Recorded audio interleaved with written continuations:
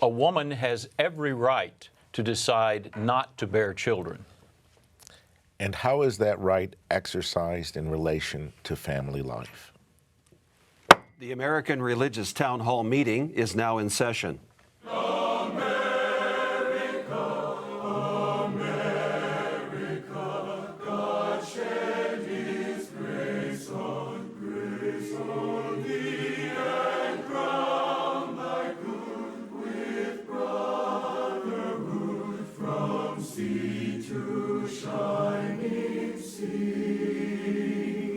Welcome, friends, to the American Religious Town Hall meeting, where the discussion of religious, political, and social issues is meant to promote the cause of religious freedom and to help us better understand each other. And now, here's your host and moderator, Pastor Jerry Lutz. Thank you, Mark, and I too will welcome you to another edition of this most interesting program. As you heard from our opening statements, I think we're in for a very good discussion today. We're glad that you've joined us, whether you're viewing us through cable, internet, whatever means you're using to get to us. We're glad that you took the time to be here today. And before we get started, I'd like for you to meet our panelists. Let's begin with the man to my right. My name is Bishop Michael Olson, and I am the Bishop of the Roman Catholic Diocese of Fort Worth, Texas. I'm Rabbi Jordan Ofsire, rabbi living in retirement in the Greater Palm Springs area, teaching and conducting services within the community. I'm Tom Plumley. I'm a minister in the Christian Church Disciples of Christ. I serve as the senior minister of First Christian Church in Fort Worth, Texas. My name is Mel Robeck. I'm an ordained minister with the Assemblies of God, and I teach at Fuller Theological Seminary in the fields of church history and ecumenics. I'm Othel H. Lakey. I'm a bishop in retirement of the Christian Methodist Episcopal Church living in Buford, Georgia. Hello, my name is Alan Lane. I'm pastor of Fort Graham Baptist Church in the lovely Lake Whitney area of Central Texas. Well, thank you, gentlemen, for joining us today. Glad you could be here. Some of you have been away for a little while. Welcome back, and we're glad to have you here on today's discussion for this particular panel. Now, it goes without saying, but we're going to say it anyway, that the future, even the very existence of humanity, depends on women having children. A recent article in the Outlook, the Journal of American Association of University Women, in the spring-summer 2014 edition, points out the growing number of women who have no desire or intention of having children. A study by the Pew Research Center, based on 2008 data, indicates that 18% of American women now end their childbearing age without ever having children, and that's up from 10% in the 1970s. Many reasons, some of which are complex, are given for these changes. Some say that women are more educated these days. They have an increased range of career opportunities available, access to reliable contraception, or the growing expense of having children. One figure from the U.S. Department of Agriculture estimates that raising a child over an 18-year period at indexed money costs close to $241,000. Now, here's an interesting statistic. In the U.S., the fertility rate has dropped from the replacement rate of 2.1 children per woman to an all-time low of 1.8. Today, I would like our panelists to consider these three questions at least. First, does having children represent a sacrifice for mothers and exact a financial penalty for women? Then, is there perhaps an element of egocentricity and me first increasingly at work in society and marriage? And finally, is there a growing tension in America between society's very high value of motherhood and the admiration of female career achievement? Now let's go back to those who began this program with opening statements. We'll return to Reverend Plumley first. Thank you. I guess I need to begin by saying that it's kind of difficult for six guys to be sitting around the table talking about this. We really need a woman's perspective. But the statement that I made, that it's well within the rights of any woman to decide not to bear children, is one that's based in the simple overpopulation of the planet. When I was in junior high, I was one of 3 billion, approximately 3 billion people on this planet, and today I am one of more than 7 billion people on this planet. And the resulting loss of arable land, movement of people into dangerous areas to live. I mean, dangerous because of weather and because of seismic activity and all of that. The lack of safe drinking water and the shortages of food and shelter and all of that results from overpopulation we have seen in spades in the past decades. Do you realize, folks, that half the world's population, half of that more than 7 billion people, is under the age of 25? And so the decisions that those people are making, those people who are in their childbearing years or soon will be approaching their childbearing years, the decisions that they make will have a monstrous impact on whether the world's population continues to explode exponentially or whether it in some ways levels off in some way. So anyway, that might get the conversation started. Well, thank you, and it certainly does. Let's hear from the next one who made an opening statement. That's Bishop Olson. Please elucidate your opening remark, if you will. Well, I'll follow up on what Reverend Plumley said as far as really the first prong of a problem. But as far as the number of people who are being born without enough resources, and it's a problem that of overpopulation as it's cast can't really be asked or come to a greater understanding without the next question, which is distribution of resources as well. And that is when you mentioned decisions, and a lot of times decisions are sort of foisted and people aren't free to make decisions because of the effects of poverty, all right? And it's those who have are making decisions then on a macro level for those who don't have, saying they're having too many children without us changing the way we live and use our resources here as well. But to get to the primary question, first of all, as far as a right to decide not to bear children, women have that right of integrity. But I think we also have to frame the question always as to not just a woman issue, as you know, especially here with men, but a family issue. I think children, ought to be born within a covenantal relationship of husband and wife. In order that a family, not just a couple, but the family, extended family as well, helps to foster the development of a child to be a human person and not just as an individual. If we reduce this question to rights as it frames the individual, we're always going to cut the person short, and we're going to cut society short.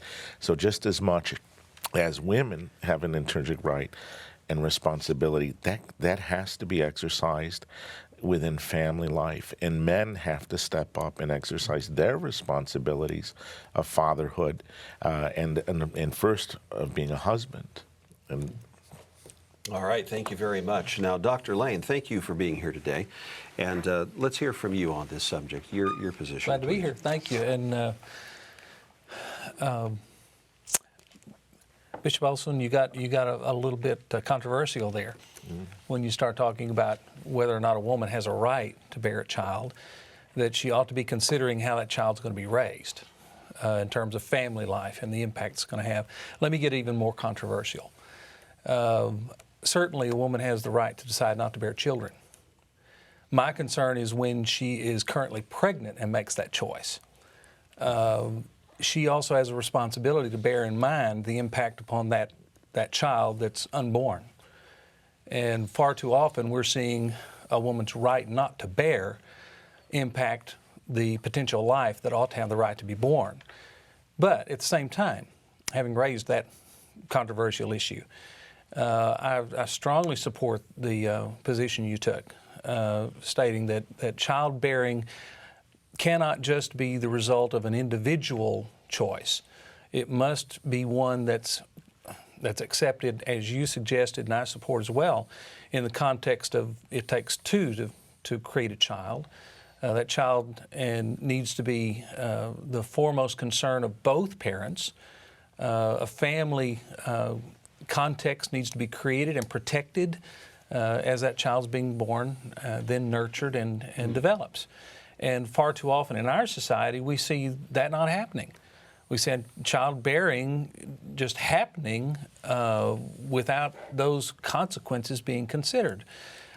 One other, since I'm in the business of controversy here, one other concern that comes to my mind is the number of people who are themselves affluent and successful who see childbearing as an imposition or an inconvenience instead of an honor, something to be cherished and a goal.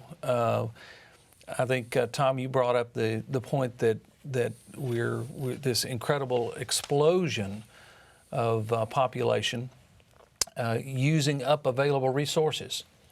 What's happening too, and in many cases, we're seeing children born in places where the possibility of them being successful in just about any way that you can describe it is very minimal.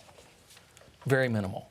And I'm concerned about child rearing or childbearing occurring in those settings. All right, thank you very much, Dr. Lane. Next to you is Dr. Robeck.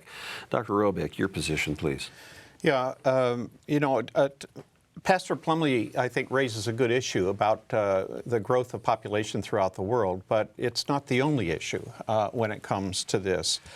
I, for one, am very happy that women do not have to live with the kinds of rules and regulations regarding sex and sexuality that their mothers and their grandmothers and their great-grandmothers had to live with in, say, late 19th and early to the 20th century up to about 1960, where it was assumed that sex was a male right rather than a mutual right in many respects, including in marriages. There was no such thing as rape in marriage, and now we've seen many laws passed to protect women there. And at that time, being a housewife was the only real option that women had. All of that has changed, and I think all of that is very good. One of the other very interesting statistics is that since 1970 even, domestic spousal abuse has dropped by 73%. Now, it's still way, way too high, but that's a huge drop in just 45 years or so. So, I think we're into a very different kind of stage at this point, and I also think that it's a period, what I would call a period of correction. As women have looked outside and said, okay, what are my options now? Many of them have chosen to go the career route and so forth. I want to affirm that for all women. But at the same time, I also want to say women should have the right to choose to bear children and to be a mother. Unfortunately, in our society at this point, there is this tendency to say, well, that's not really the best place a woman can spend her time. She would be doing us much more of a service. But the fact is, many of us do have children. I have 4 sons. I have 8 grandchildren, going to have a 9th one in this coming February, So, we believe in children. And I often ask myself, what kind of a world are we putting them into? If we choose not to have children, if I choose not to have children, obviously there will be people that are not like me that choose to have children, and therefore my children live in a world that I think is going to be much more difficult for them to manage than for me. So I'm very concerned that we keep up our end, if at all possible, and not simply make selfish decisions not to have children. Yeah, it's expensive, but who thinks about that when they're when they're procreating children? Thank you. We're going to come across the table to Bishop Lakey, and then we'll come back to Rabbi Officer in a moment. Yes. Thank you very much. To me, the issue is the rights of women. Old population, yeah. Men-dominated world, yeah. But what did God give women the right to do? And as I read the Bible, I conclude that God decided that women would be in control of bearing children, and that God gave to women the right to decide when, where, how, and how many. That's a woman's right, as I read the Bible. And I think God was pretty wise in that. And so I think a woman with her maternal instinct, if she's well informed, makes the right decisions. I won't go where Alan went in terms of after pregnancy. I won't deal with that one. I mean the right as a woman, whether or not she's going to have children is her right. And I would be with Tom Plumlee here, that she ought to have that right. And I'm not really worried about this world not being populated because women exercise their rights. But I would argue vociferously for women to exercise their right not to have children if they so decide. All right, thank you. And we've not yet heard from Rabbi Officer. Your take, please. What my take really is to step back a little bit from the discussion and to identify what we have been doing.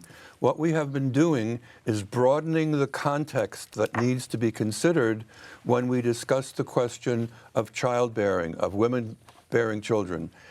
Not forgetting, of course, that with the bearing of children, prior to that, we have both producers and directors. We need to remind that it is not, it isn't accomplished monolithically. But more importantly, if we've made a contribution of any kind, is to recognize the larger context in which this discussion needs to take place. It isn't only a discussion of husband and wife. It is a discussion that should go, as some of us have observed, far beyond that, because this is a very consequential act, not only in its relationship to the parents that brought the child into life, but the larger discussion about this as it applies to an enormous number of people and the interactions amongst and between all of them. Thank you. Now, there are some societies who are limiting the number of children that their people can have. Yes. And then there are others who are concerned about the extinction of their population and encouraging. And in much of Europe. Yes. Thank you then. Let's come down to Dr. Lane. And can I suggest that maybe this is not either or discussion as much as we may make it appear so academically.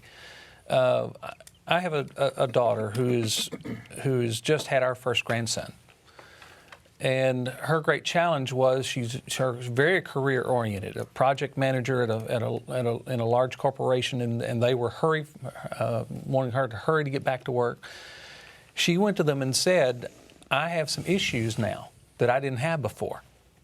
Some issues about being available to my son to continue, the maternal dedication that she has to him."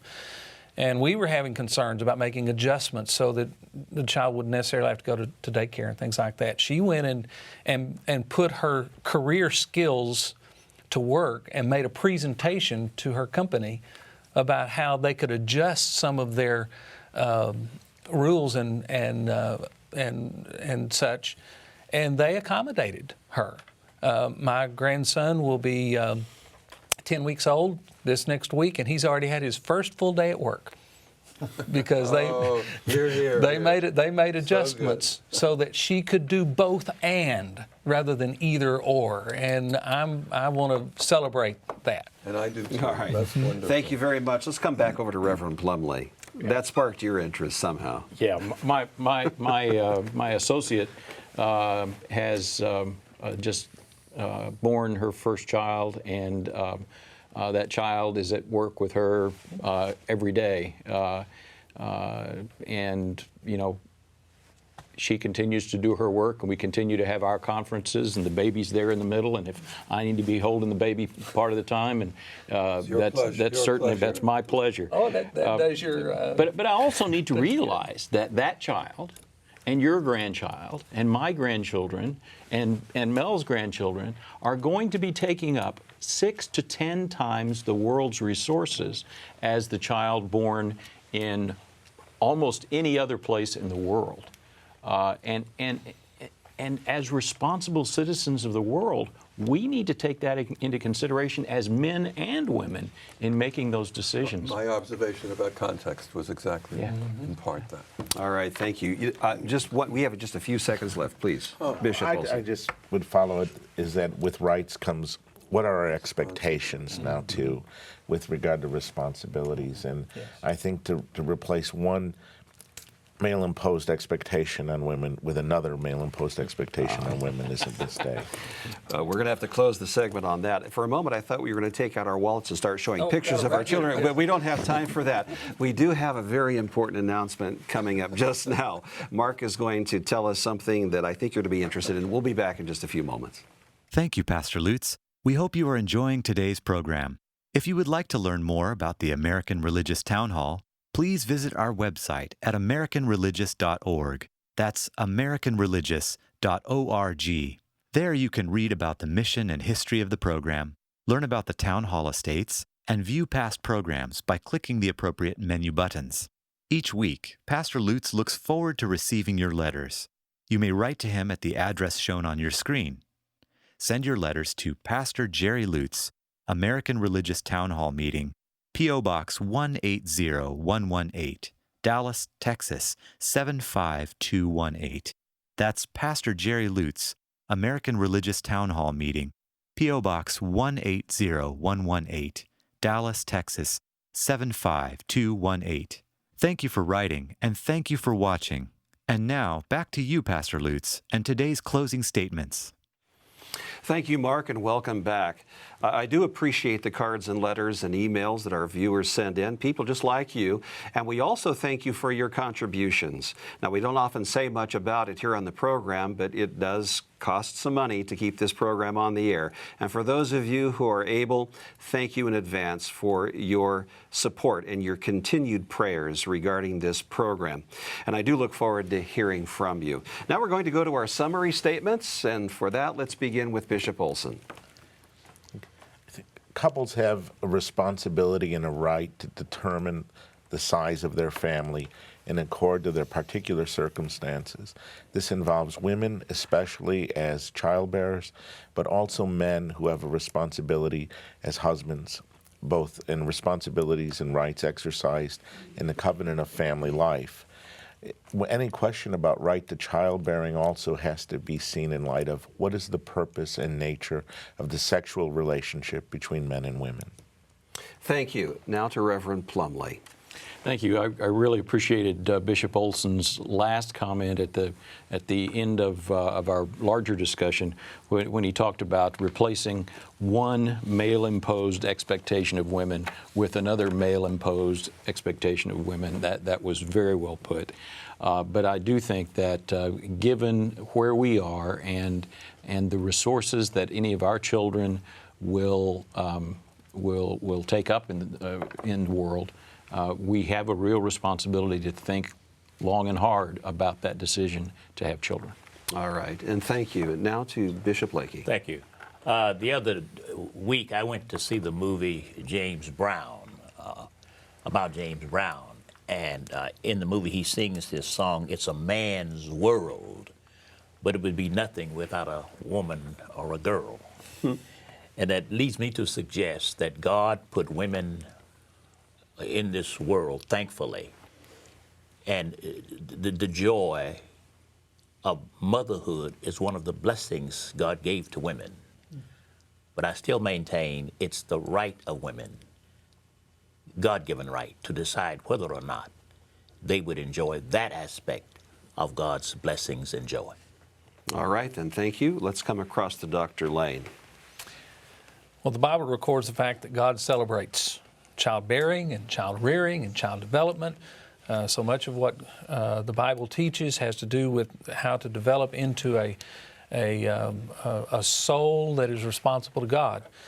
And part of that responsibility has to do with deciding to bear children and to bear them in a context in which their lives can be full and successful and can honor God who gave the life in the first place. Thank you very much. And now, Mel Robeck, Dr. Robeck, your summary, please.